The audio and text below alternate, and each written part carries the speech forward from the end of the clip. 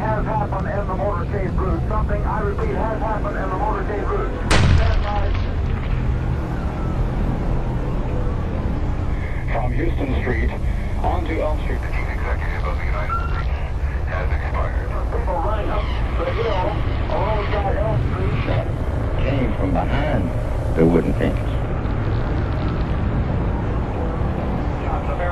From the fifth floor of the Texas Bookstore Depository. The Texas School Book Depository carrying a never exercised liability of the Texas School Book Depository. Death by a shot.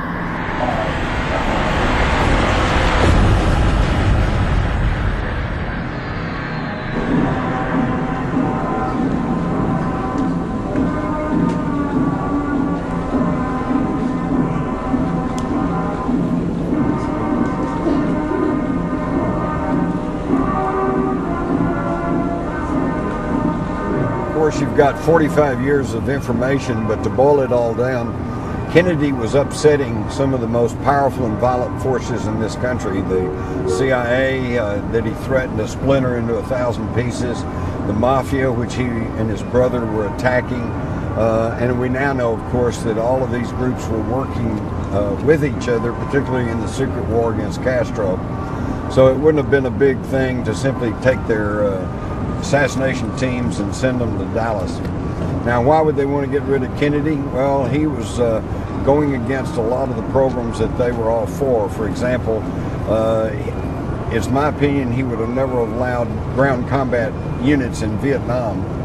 And he even told close friends that after the election he was going to withdraw U.S. troops from Vietnam. That would have curtailed a lot of the profit for the military-industrial complex. He also threatened to splinter the CIA into 1,000 pieces. In other words, disband the CIA. He also was working through his Treasury Secretary to curtail the power of the Federal Reserve System. In fact, in June of 1963, he issued $6 billion in United States notes. Money issued through the U.S. Treasury, not through the Federal Reserve System, which is headed by a bunch of international bankers. I think the two fundamental points about the Kennedy assassination are, number one, who had the ability to strip him of normal security. In fact, when Fourth Army Intelligence called up the Secret Service, called up higher-ups and said, we're prepared to send a bunch of plainclothes agents to provide additional security, they were told to stand down. So who had the power to strip the normal security away from Kennedy? The other point, of course, has to do with the fundamentals of the assassination. If one bullet did not pass through Kennedy's body and strike Connally, causing 7 wounds to these 2 men, then obviously one person did not do the shooting. This is your 6.5 millimeter Mannlicher Carcano carbine, made during World War II for and by the Italians. They nicknamed it the humane weapon because it was notoriously inaccurate and you wouldn't kill anybody with it. The bolt is loose. It's basically a piece of junk. The lot that these rifles came into at the time of the assassination was in court in a civil suit because they said that the whole batch was defective. Right in the Warren Commission report, it states that when the Army Ballistic Test Center wanted to test this rifle for accuracy, they had to put 3 metal shims under the telescopic sight just to make it accurate enough to test. All right, I'm aiming at this building over here. 2001, 2002, 2003, 2004, 2005, 2006. Okay. I just about made it in the 6 seconds, but I guarantee you that last one, I squeezed the trigger off. I did not even have this huge building over there clearly in my sights. So I probably would have missed this building. And we're talking about aiming at a human figure 250 yards away, moving downhill laterally away from you with a tree intervening in the line of sight. If Oswald couldn't do the shooting, then we're into a whole new ballgame. These are handwritten notes that my father wrote out for me while I was at his bedside, his hospital bedside in his home in Miami, Florida. He wrote these out over a period of a couple of days. Wow. Him discussing everything through his lengthy career in OSS and the 27 years he worked in the CIA, and then beyond that when he worked for Mullen and then the White House, through Watergate, his time in prison, and after that. All right, well, this first document is it's a very basic chain of command. This is the first note that my father wrote to me. And at the top here, there's a box that says LBJ. Below, there's an arrow going to the next box that says Cord Meyer. Below, there's a line coming from Cord Meyer's box to the right that says Bill Harvey. To the left of that, and underneath Cord Meyer, it says David Morales. And below David Morales, it says French gunman Grassy Knoll. It's interesting that the researchers have known for years about the possible involvement of E. Howard Hunt, Watergate burglar, CIA operative. But it is astounding that at the end of his life, he actually then began to confess to his involvement. And it's really amazing to me that the corporate mass media has not really picked up that story and disseminated it in any meaningful way. The information that my father gave me, he talked about the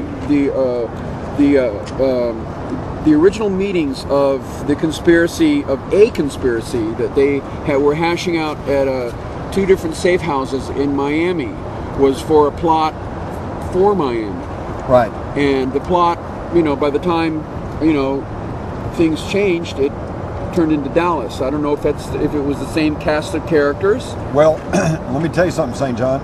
Apparently there were 2 previous plots. One in Chicago. Oh, really? That got scotched because one of the first black Secret Service agents, somehow got word of that, and they knew that somebody was onto it, so that they canceled that one. The next one was scheduled for Miami, but again, apparently word leaked out. Somebody knew something was going to happen, and so they canceled the motorcade through Miami. So now we're getting towards the end of '63. It was the last real presidential close to the election trip. Yeah. Then you're going into the election year of 1964, which would have meant increased media coverage, increased security. Yeah. So that Dallas was kind of like their last opportunity. Last chance, huh? Yeah. To me, it doesn't have to be the one plot or the other plot or the mafia plot or the Cuban plot or the CIA plot. I think there perhaps very well were several plots that may have not known about even each other. Well, that's what you want to do. You'd want to have those layers. Yeah. So if one didn't work, right, the other one might. Plus, nobody knows who else is doing it. Well, I understand your dad said that there was a Frenchman, French Corsican involved. Yes. And it is interesting because we do have documents showing that the United States government had secreted a French agent out of Dallas that afternoon. Oh my God. Yeah. I'd never heard that. And his name might have been Michael Mertz. Really? Yeah, I've got all those documents in my files. Again, this is hard leads that were never followed up. Everybody on the western end of Dealey Plaza said the shots had come from behind that wooden picket fence on the Grassy Knoll. That's right. And of course, the House Select Committee determined that at least one shot did come from the knoll.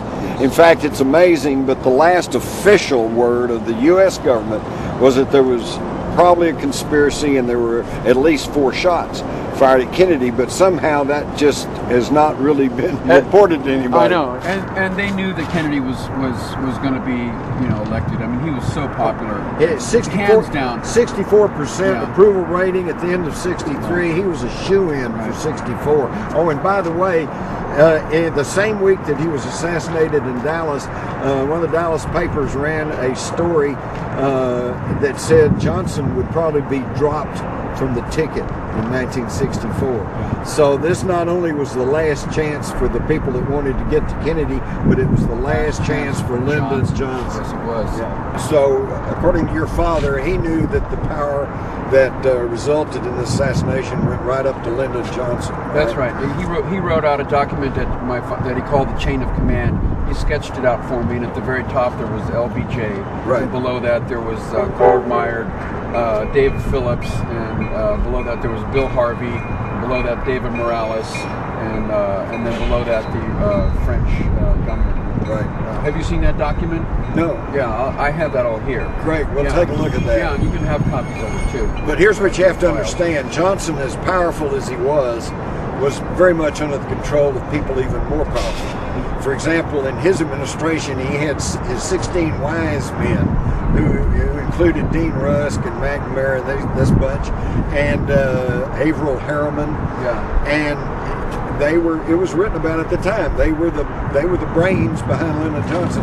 Every single one of them was a ranking member of the Council on Foreign Relations.